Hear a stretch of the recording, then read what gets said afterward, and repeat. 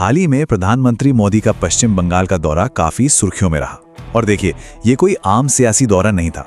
आज हम इसी दो तरफा रणनीति को परत दर परत समझने की कोशिश करेंगे। एक ऐसी रणनीति जो शायद राज्य के भविष्य की एक नई दिशा तय कर सकती है।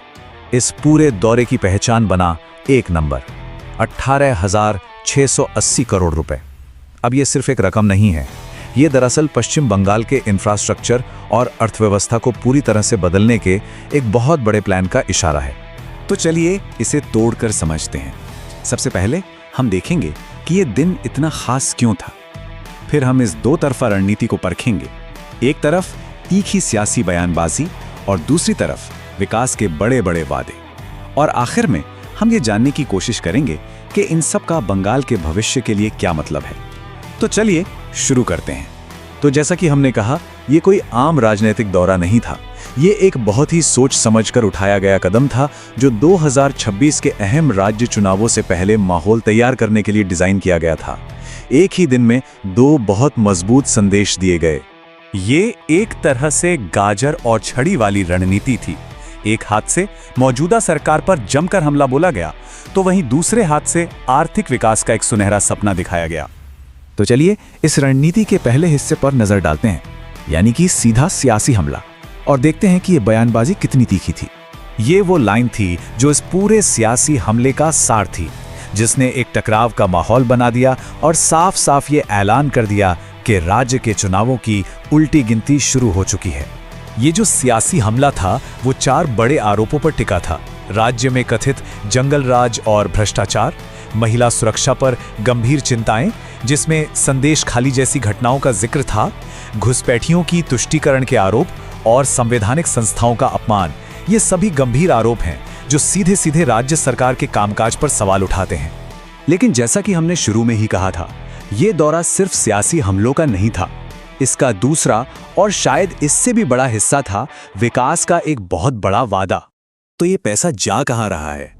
देखिए, इसका बड़ा हिस्सा जाएगा सड़कों, रेलवे और बंदरगाहों में।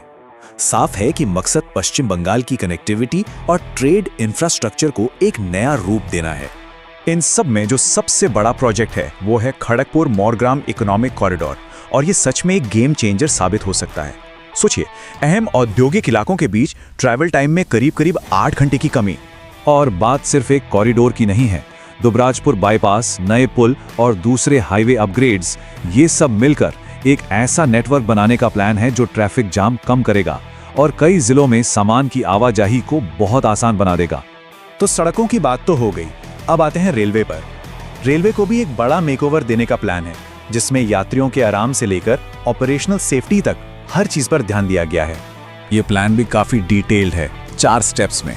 देखिए, एक नई एक्सप्रेस ट्रेन है जो बंगाल को सीधा देश की राजधानी दिल्ली से जोड़ेगी। अमृत भारत स्कीम के तहत स्टेशंस को मॉडर्न बनाया जाएगा, जिससे सफर और आरामदायक हो। और हाँ, सेफ्टी और टाइमिंग सुधारने के लिए नया ऑटोमेटिक सिग्नलिंग सिस्टम भी लगाया जाएगा। और आखिर में बात करते हैं बंगाल के बंदरगाहों और जलमार्गों की, जिनमें बहुत ज्यादा पोटेंशियल है। इस निवेश का एक बड़ा मकसद इसी पोटेंशियल को अनलॉक करना है, चाहे वो इंडस्ट्री के लिए कार्गो हैंडलिंग हो या फिर टूरिज्म के लिए नए रास्ते खोलना हो। तो अब सवाल ये उठता है कि ये दो अलग अलग बातें, एक तरफ तीखी सियासत और दूसरी तरफ विकास के बड़े बड़े प्रोजेक्ट्स, ये दोनों एक साथ कैसे जुड़ती हैं? इसी को कहते हैं दोहरी रणनीति या डुअल स्ट्रैटेजी। ये एक ऐसी पॉलिटिकल अप्रोच है जिसमें एक तरफ विरोधी की जमकर आलोचना की जाती है और दूसरी तरफ विकास के बड़े बड़े वादे करके वोटर्स के सामने एक सीधा विकल्प रखा जाता है। तो देखिए, पूरा नैरेटिव ये बनाया जा रहा है कि राज्य में विकास की कमी और युवाओं का पलायन, इन सब की जड़ में कथित कट मनी कल्चर है।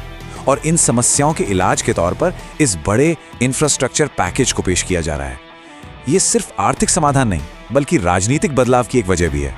तो अब सबसे बड़ा सवाल यही है, जैसे जैसे बंगाल 2026 के चुनावों की तरफ बढ़ रहा है, क्या सियासत और विकास का ये कॉम्बिनेशन गेम चेंजर साबित होगा?